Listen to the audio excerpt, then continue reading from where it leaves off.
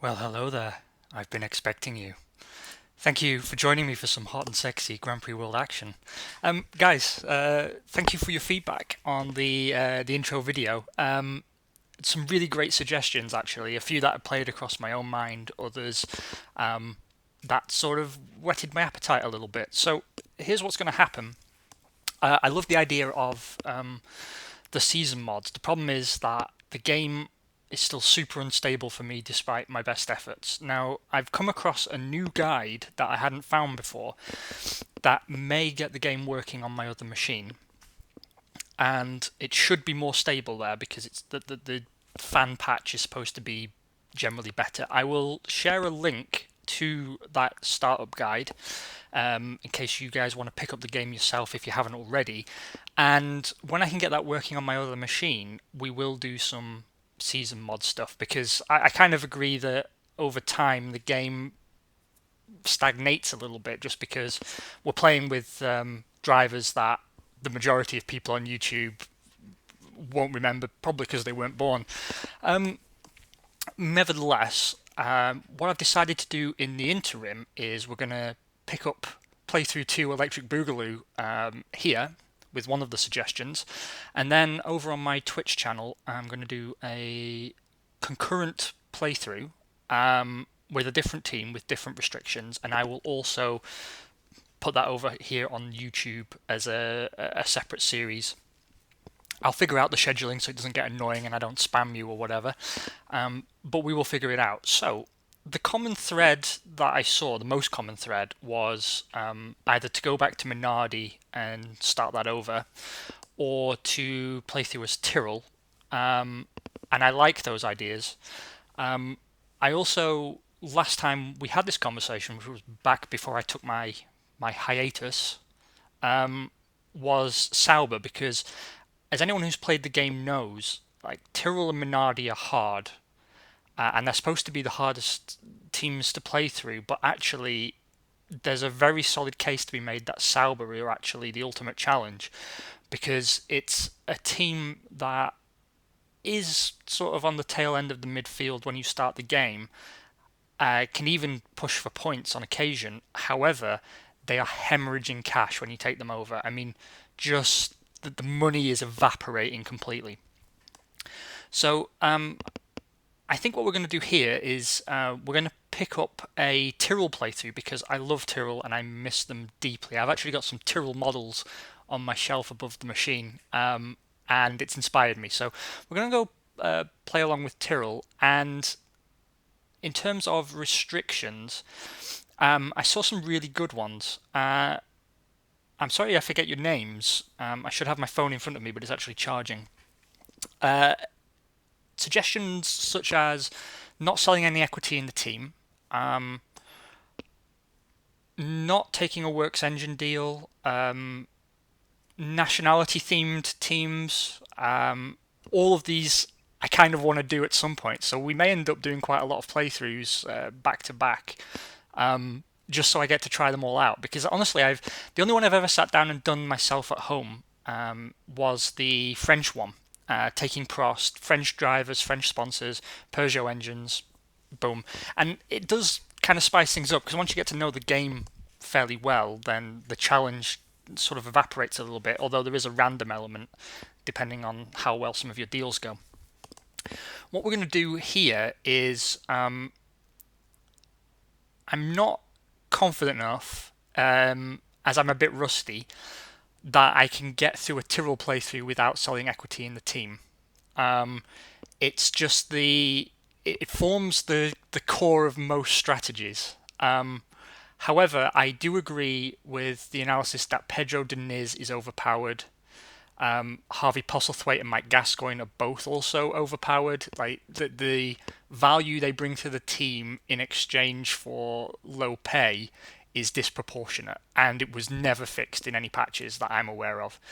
So I think what we'll do is we will banish Diniz, and we'll say no Pedro Diniz.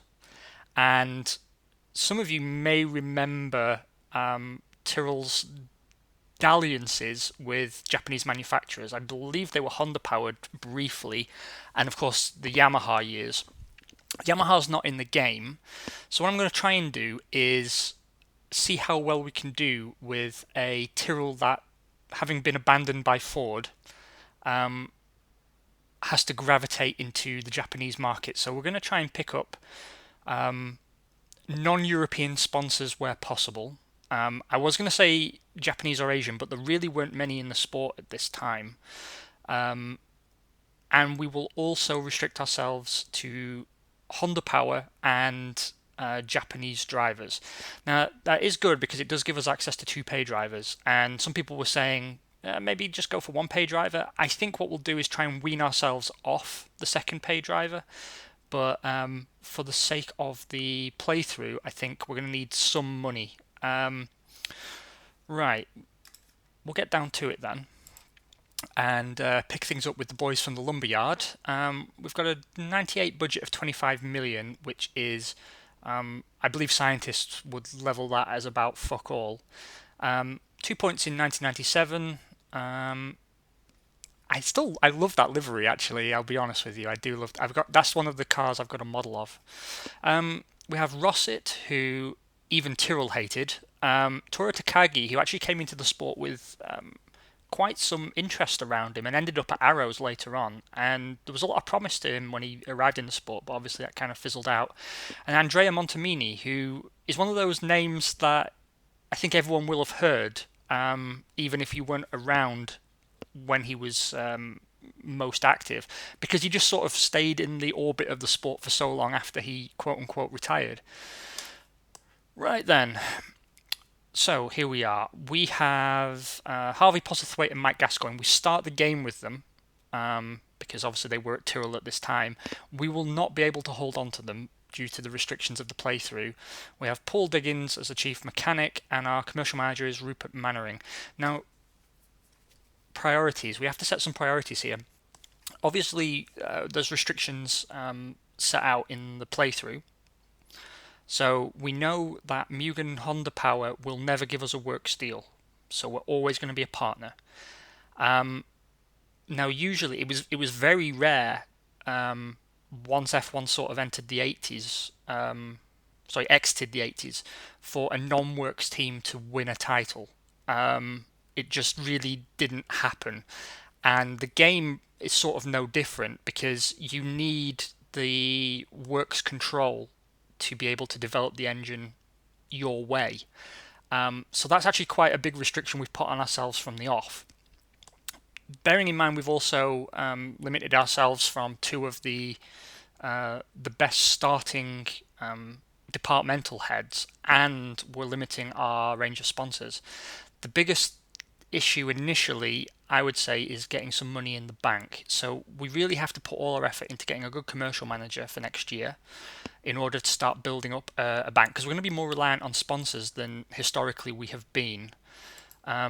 Obviously, new game, so we have no sponsors for next year.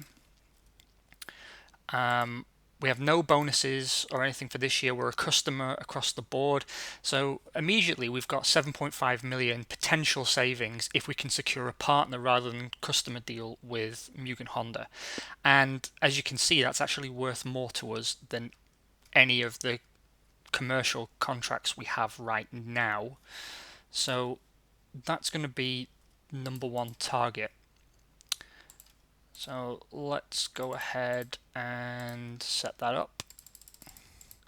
And normally, we would put 2 to 5% of our staff on different engine manufacturers and see who would offer us a deal. But as we can't do that, also we will be restricted to Bridgestone tyres because Japan. You honour my family. There we go. In terms of fuels,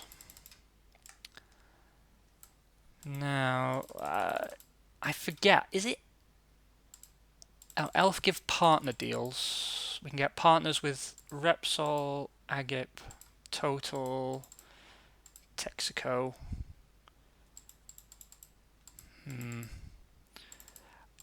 I think I'm going to go.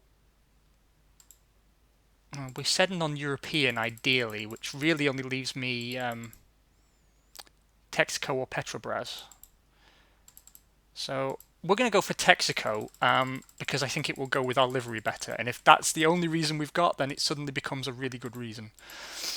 And in terms of a key sponsor, now obviously Petronas are Malaysian, and PIAA are either American or Japanese. It's a little fuzzy.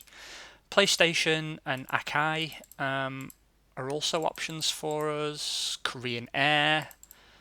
You see what I mean, though, about lack of Japanese companies, I presume. AGFA or AGFA. I can't remember if they're American or Asian. I will Google it. Who else do we have? Universal. Brastemp. Brazilian. Telecom Argentina are not European. Komatsu are Japanese. So we have some options. Obviously, the more money we get, the better. HSBC are also Asian. I mean, they weren't originally, but when they became HSBC, they moved their headquarters, I believe, global headquarters to Asia, to Hong Kong, I think. So we will go after Petronas with 20% of our guys, and we will go after PlayStation with the other 20. And that's 2 level 5 sponsors. The chances of us getting both of them are minimal, but we will gradually, as contracts progress and we see the space, we will move staff down to partners like Komatsu to try and pick up what money we can from the easier to grab sponsors. We're not going to go after a team sponsor because we're not going to get one, to be quite frank. Although, for the sake of completeness, why don't I take 10% off the cash sponsors, and we'll just see if Red Bull are willing to talk to us, but it's almost certain that they won't be, because they never are. Let's go, we'll go after Red Bull with 5% and Benson and Hedges, Buzzing Hornets with the other 5. They definitely won't speak to us. But it's worth it just to see. And then we will sell a team sponsor slot to either PlayStation or HSBC, depending on who we land. Obviously, testing is out of the window, so we don't need to worry about that. What we do need to worry about is getting the best commercial person we can afford. And I'm also going to do something very naughty and hire 2 commercial staff members. Shouldn't really do that because the budget doesn't really have capacity for it, but we really need to get some money coming in. Now, what are my options here? 304,000 for 2%. And again, the key here is to try and get people who will... we've got some guys not in F1 with 2 stars. Ideally, I wanted 3, but if I can get someone to sign on 0% commission for 2 seasons... 126,000 a season. I think he might sign for that. Let's call it 140,000. 2 seasons might be a little long, but I just sort of think it's going to be a while before we can actually get ourselves into a position where the bigger sponsors are going to talk to us effectively. So we're not going to... This is actually the hardest hire, to be honest. It's not so much the salary. The salary we can find a way to absorb. It's we're going to extend that offer to him. Oh, he's awesome. So we've got him in the bank. The other option is Rob Armstrong at Stewart, whose salary is more than double and wants more than 2%. I don't think he'll sign at 2%. Yeah, I think we have to take Aston for now. So we'll sign him for... Actually, we'll take him now and fire Mannering. Because even though he's more expensive, he takes... Actually, no. No, we don't want to start burning bridges because that'll mean Mannering won't speak to us. So we'll sign him for 1999. Welcome aboard, Mr. Aston. Now, what else is key? We will also hire 2 mechanics. because they're a little harder to come by later on. Right, in terms of design, who are we going after for design? I guess we will go for some non-F1 bods again. Promise, I don't really want to go down to 1 star for design because that's just going to open up. Let's come back to that. Construction. There's Gary Anderson. Yeah, they're all a little out of our range. It's really hard because, and this is actually what's going to make this playthrough more interesting, I think. Because I know I'm not going to have the Deniz dollars to underwrite the team, I have to be a lot more careful with my hiring. And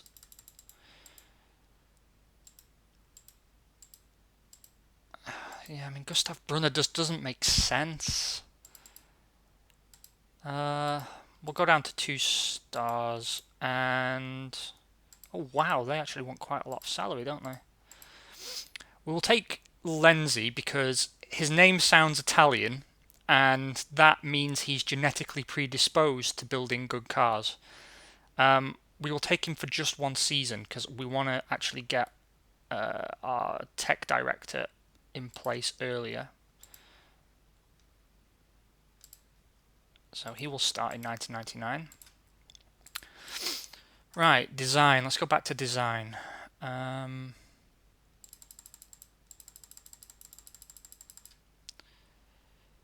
Nickworth, Loic Bigua, Otto Goto.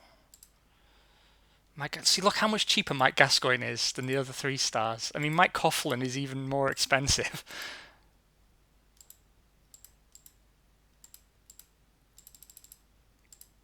Do you know, we're going to have a bad year anyway. Why don't we take a Japanese chief designer for 1 season? And we're just going to have to be in money-saving mode, I think. And we'll take Mr. Miyata. See, now actually getting quite a Japanese flavour going, aren't we? I will take him for just 1 season, and we'll see how we get on with him. It's better to minimise risk, really. I mean, we're going to save money for 1 season, so that's good. Next job on the agenda is we're going to try and re-sign Toru Takagi, but put him as our first driver.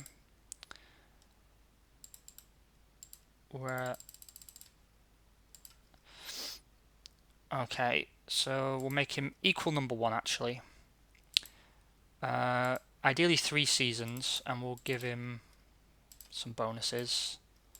Excellent. So he will move into the #1 driver slot, and then alongside him, really we want Shinji Nakano. Again, equal 3 seasons. Please sign. Okay, he wants a longer contract and he won't work with Takagi. That is a real pain in our balls. But there is another Japanese driver. He looks a little bit like an angry villain from a martial arts film. He may intimidate a lot of the staff, but I think that's our only other option. Or we could allow ourselves Esteban Tuero. I'll see what you guys say in comments, and we will go with whatever you decide. I think that seems reasonable. Right. We have 3 spare parts. We're going to need a lot more than that, and we're going to be doing a lot of non-qualifying this year. There's going to be no testing. Can't do no testing. Testing is for the snobs who can afford it. We are going to begin straight away on next year's car while we've still got a half-competent designer who knows what he's doing. And we're going to drop some money into spare parts straight away. Just to make sure we can actually compete. Right. We're not going to drop any money on upgrading the factory because we are working out of a lumber yard, and in the lumber yard we shall remain. dear friends. Now, at least for the first season, I'm going to stick to, let's call it the classic format, where we off-screen the races. In one or more of these playthroughs or in later seasons, we can change it round, but at the moment, no amount of strategy is going to help us. We're going to start the first round or two as faster than the Minardis, but because the AI cheat and don't actually play with any rules as far as I can establish, like they have no budget restrictions, they just seem to be able to spend fairly freely, we cannot stay in front of the Minardis. That's an unrealistic goal. What we will do is get our drivers to be as conservative as possible without putting nothing in. I'll let Takagi be a little bit more aggressive because he's got more skill than Rosset, and I trust him to keep it on the road a bit better. But basically, we want to minimise the wear on the cars because we can't afford to keep them in race-worthy condition.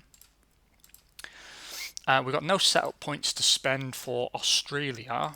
We're going to put Rosset on the hard tyre and we're going to stick Takagi on the soft tyre, the classic split strategy, just to get an idea of what we should be doing. And as we've got nothing to protect, we're going to put everyone on stops, and we're going to keep an eye on Minardi as our closest rival, see if we can't observe what they're doing. It's going to cost us $443,500 from our $557,500 budget to participate in this Grand Prix. Hopefully we'll have some money coming in from the sponsors. We do have a full sponsor portfolio for the first year, but you can see how on the margins we're going to be, particularly without the Deniz books. Okay, let's head off to Australia. Okay, disable those. 21 degrees, very dry with a very strong wind. Don't know what that means because we have no experience with this car. Yep. Let's see how we do in quali. Not last. Takagi out qualifying Rosset by a smaller margin than I anticipated, actually, given he's on the softer tyre, but that tells me maybe the harder tyre is actually better for us, and it's just Takagi's greater skill over Rosset is actually making a difference. Shinji Nakano out-qualifies Esteban Tuero, no surprise there. Meanwhile, at the sharp end of the grid, naturally, good qualifying from Arrows, out-qualifying one of the Jordans. Hakkinen takes pole with a 1:33.53 over teammate David Coulthard. Johnny Newhouse lines up for third for Williams, ahead of teammate Heinz-Harald Frentzen. We're 2 for 2 across the top 6, with the Ferraris following up. Irvine out-qualifying Schumacher by a very narrow margin, but still. Alex Wirtz lines up 7th for Benetton, Damon Hill for Jordan in 8th. Fisichella, again 9 for Benetton, and Pedro Diniz in the Arrows. Rounds out your top 10. 22 degrees, very dry with a strong wind for the race. We will be one stopping the Rosset on lap 29. And we're going to put unscrubbed tyres on.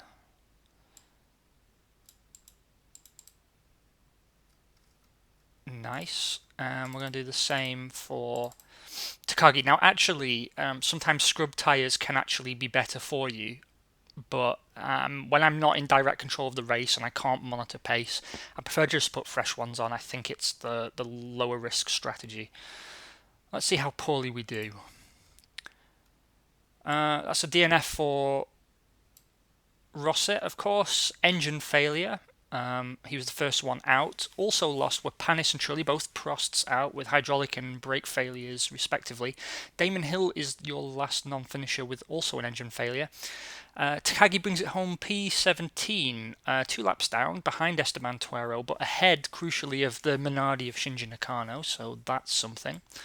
In terms of point scorers, the podium, Mika Hakkinen, David Coulthard, Johnny Newhouse all finish as they started, as does Heinz-Harald Frentzen. The last 2 points paying positions go to Benetton, who have a good start to the season. Fisichella leading Wirtz home. Irvine is ahead of Schumacher again at the finish line, quite surprising, sort of 3 seconds down the road.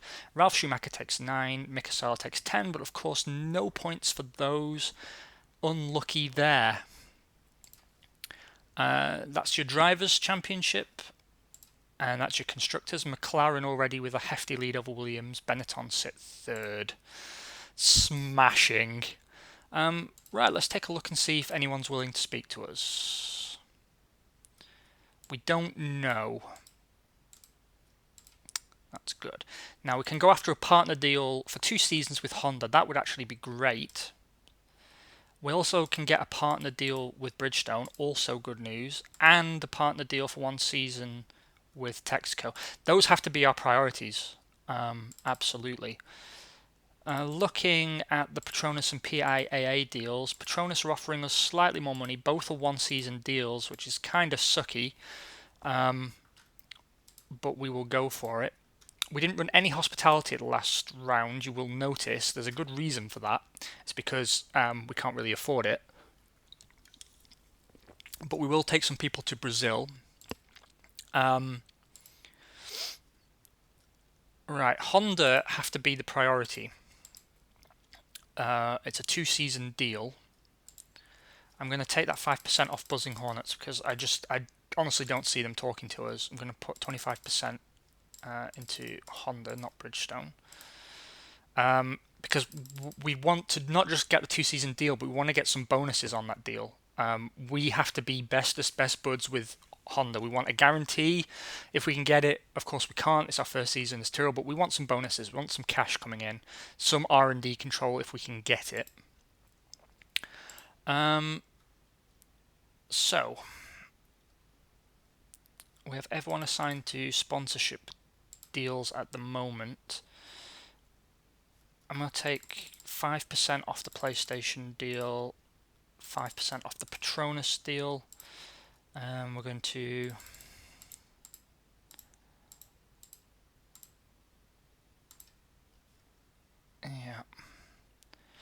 do very budget catering. We're going to bring Honda along, we're going to bring Bridgestone along, and let's invite Red Bull. I don't think they're going to talk to us, but you never know. How are things looking on the share price? Not so sexy, so we will hold off for now. Ideally, don't want to take any credit either. Over in Design Land, what's going down in Design Town? Slow progress, but that's to be expected. And yeah, driver we're going to wait to sort out. Let's see if we can snatch up some more commercial staff because this is more important than it would usually be. We'll get a... We're spending money on salary we don't really have here, but I just want to start getting some infrastructure in place. Just 1 or 2 high quality staff members can really make a difference to all your departments. Construction is going to become key as things go on. So we'll also get another bod there. But construction and commerce have to be key initially. So there'll be no more bolstering of the design and mechanic teams. We were focusing primarily on commercial, secondarily construction. That's also to keep construction costs down at the end of the season, because although we're putting money into salary across the year, that's kind of spreading the cost. We can sort of manage that. At the end of the year, building your cars gets very expensive, and yeah, we just have to do the best we can. Guys, thank you so much for joining me. I know normally we do 2 rounds, but I want to give you time to get back to me on the driver thing, and I will bring you some more Grand Prix World with my second playthrough over on twitch.tv/definitely0. That will be out today as well, and I look forward to your feedback, and we'll do a longer episode next time, probably tomorrow, because it's the weekend, why not? Also enjoy the Hungarian Grand Prix wherever you are. Hopefully it's a good round like it has been recently. Take care, love you, bye.